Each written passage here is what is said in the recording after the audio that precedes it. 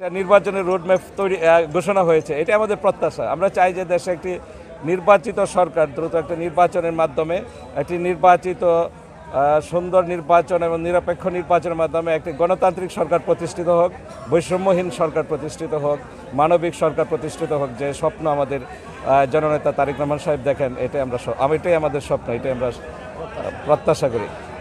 আপনারা জানেন যে স্বাধীনতার 53 বছর পরেও শীতার্ত মানুষ আজকে দেখছেন আপনারা এই রেল স্টেশনে কীভাবে খালি গায়ে পড়েছিল।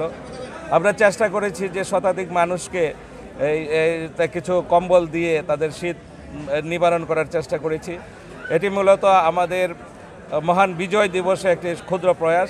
আমরা চেষ্টা করব যে আগামী শীতে এই কর্মসূচিটা আমরা চালিয়ে যাব। আমরা যে বিভিন্ন ইউনিয়নে, গ্রামে, গঞ্জে আমরা চেষ্টা করব যে এই কর্মসূচি আমরা চালিয়ে যাব। আমাদের আজকের এই শীতার্তদের মাঝে এই কম্বল বিতরণ কর্মসূচিটা মূলত আমাদের নেতা আগামী দিনে যিনি রাষ্ট্রের দায়িত্ব নেবেন, আমাদের দলের দায়িত্ব নেবেন, দেশে ফিরে এসে আমাদের নেতা জননেতা তারেক রহমানের পক্ষ থেকে আমরা এই কম্বল বিতরণ কর্মসূচিটা পালন করেছি।